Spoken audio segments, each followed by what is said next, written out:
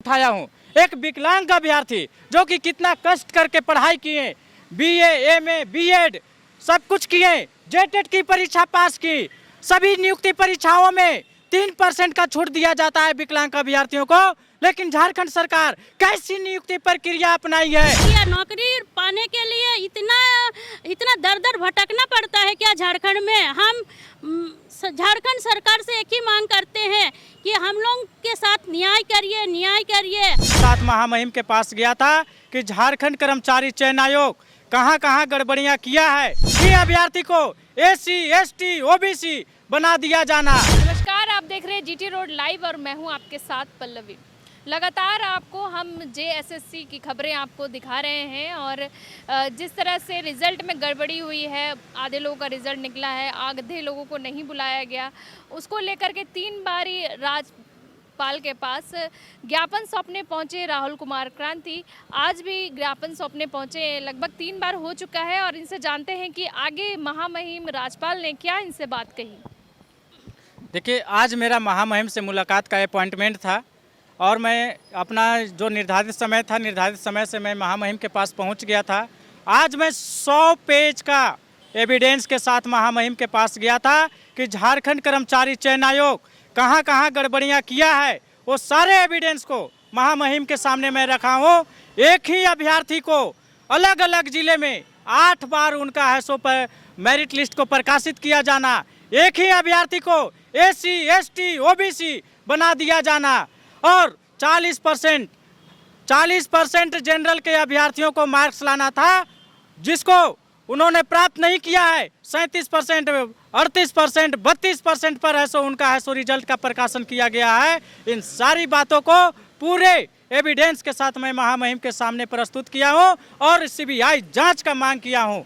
महामहिम मेरी बातों को बहुत ही गंभीरता से सुने और बोले कि राहुल कुमार क्रांति जी, आपका मांग है सो अभी विचाराधीन है हाई कोर्ट में जो जजमेंट आएगा उस जजमेंट का इंतजार कीजिए और वहां पर सारी एविडेंस को आप वहां भी प्रस्तुत कीजिए। अगर आपके पक्ष में अगर निर्णय आता है, जजमेंट आता है, उस जजमेंट से अगर आप संतुष्ट होते हैं तो ठीक है, और नहीं तो पुनः आप लोग मेरे पास आइएगा और आगे मैं जांच की दिशा में कदम को बढ़ाऊंगा। अभी मैं फिलहाल मुख्यमंत्री को आपकी मांग को अग्रसारित कर रहा हूं और इस पर विचार करने के लिए लिख रहा हूं कि आपकी मांगों को, आपकी समस्याओं को और जेएसएससी की कारनामों को वो खुद अपने स्तर से देखें और उसमें सुधार करें और आप लोगों की मांग को है सो पूरी गंभीरता से लें। मैं आगे पर आपके मांग को अग्रसारित कर रहा हूं और आने वाले समय में अगर आपको जजमेंट नहीं मिलेगा तो आप लोग पुनः मेरे पास आइएगा, जरूर आप लोग के साथ न्याय होगा और ज़रूर मैं इस मामले को जांच करवाऊंगा।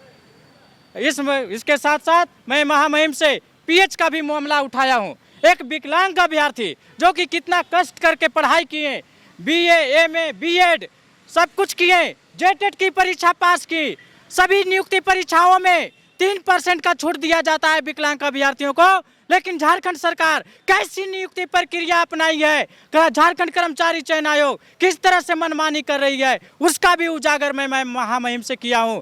एक विकलांग अभ्यर्थी को परीक्षा क्वालिफाई करने के बावजूद भी रिजल्ट नहीं दिया गया, 3% का आरक्षण नहीं दिया गया, जो कि मैं महामहिम के सामने रखा हूँ। उसी के साथ साथ एससी, एसटी, ओबीसी के अभ्यर्थियों को 5% का छूट दिया जाता है, वो भी नहीं दिया गया। 2 वर्षीय बीएड का भी मैं मामला उठाया हूँ और डीबी सफल अभ्यर्थियों का भी मामला उठाया हूँ कि सफलतापूर्वक डीबी होने के बावजूद भी उनको है सो नियुक्ति प्रक्रिया से बाहर रखा गया है। मैं 26,001 पोस्ट पर रॉ मार्क्स में सफल अभ्यर्थियों से नियुक्ति की प्रक्रिया को पूरा करने का मांग किया हूं अपने मांग पत्र में और मैं महामहिम से ये भी कहा हूं कि मात्र 10,500 रिजल्ट को है सो प्रकाशित किया गया है, बाकी लोगों को नॉर्मलाइज का हवाला दे करके है सो रिजल्ट से बाहर किया गया है। मैं महामहिम से मांग किया हूं कि अभ्यर्थियों का कैरियर का सवाल है और बच्चों का जो स्कूल में पढ़ने वाले छात्र हैं उनका है सो पढ़ाई का सवाल है। इसलिए चूँकि सीट क्रिएट है, जगह खाली है विद्यालय में, शिक्षकों की जरूरत है और हम सभी शिक्षक रॉ मार्क्स में पास हैं, इसलिए हम लोगों को रॉ मार्क्स के अनुसार है सो नियुक्ति प्रक्रिया में शामिल कराया जाए। यही मैं महामहिम से आज मुलाकात करके और इन सारी बातों को रखा हूँ।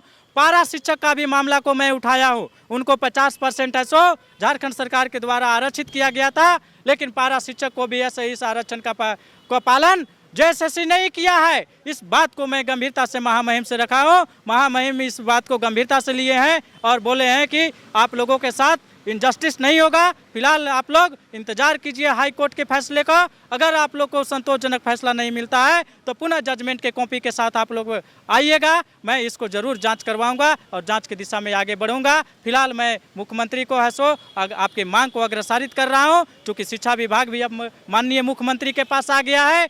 और आगे मैं रविवार को, आज ही मैं आपके माध्यम से, आपके चैनल के माध्यम से घोषणा कर रहा हूं कि रविवार को माननीय मुख्यमंत्री से मुलाकात हम सभी अभ्यर्थी, सहायक आचार्य के अभ्यर्थी, पारा नन पारा सब लोग सो उनके आवास पर मुलाकात का कार्यक्रम रखा हूँ। उनसे मिलूंगा और सारी बातों को बताऊंगा। चूँकि माननीय मुख्यमंत्री अपने पिताजी के सो तबीयत खराब रहने के कारण है सो हमेशा बाहर दिल्ली वगैरह में रहे, उसके बाद फिर दिसुम गुरु नहीं रहे तो काम काज में है सो उनका दाह संस्कार में व्यस्त रहे। लेकिन अब माननीय मुख्यमंत्री अब इन सारी की कामों से है सो पूरा कर चुके हैं। अब वो उनसे मैं मिल करके और सारी बातों को बताऊंगा और मैं अपील करूंगा कि माननीय मुख्यमंत्री जी, हम लोगों के साथ इंसाफ किया जाए। हम लोग सफल हैं रॉ मार्क्स में, जेएसएससी मनमानी कर रही है, हम उस पर है अंकुश लगाया जाए और हम लोग को है सो नियुक्ति प्रक्रिया में शामिल किया जाए। तो रविवार को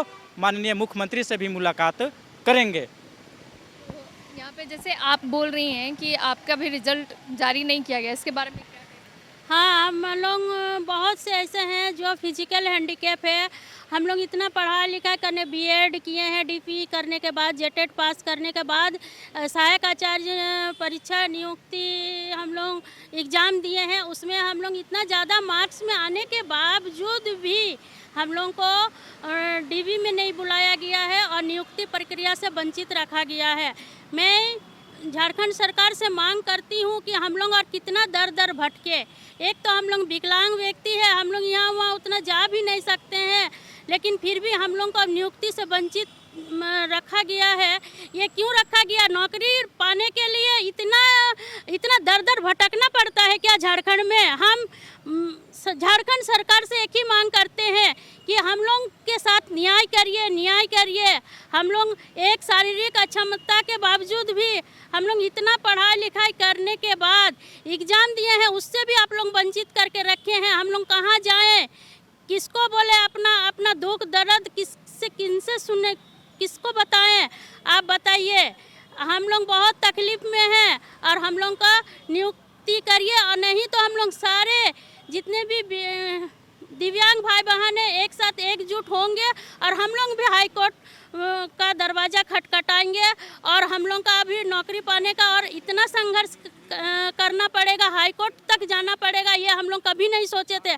हम लोग सोचे थे कि अच्छा से पढ़ाई लिखाई करके सफलतापूर्वक एग्ज़ाम दे करके पास होने के बावजूद भी हम लोग को वंचित रखा गया है नियुक्ति प्रक्रिया से। और एक बात कि जितने मतलब 4% PWD एक्ट 2016 में 4% दिव्यांगों को आरक्षित किया गया है। 4% अगर ले लेते हैं हम लोग, जितने भी सारे दिव्यांग 4% में भी कम हो रहे हैं, फिर भी हम लोग का सीट खाली रह जा रहा है। पास होने के बावजूद अगर सारे को रो मार्क्स में भी पास हुए हैं और ले लेते हैं तो फिर भी हम लोग का पीएच का सीट जो है खाली रहेगा।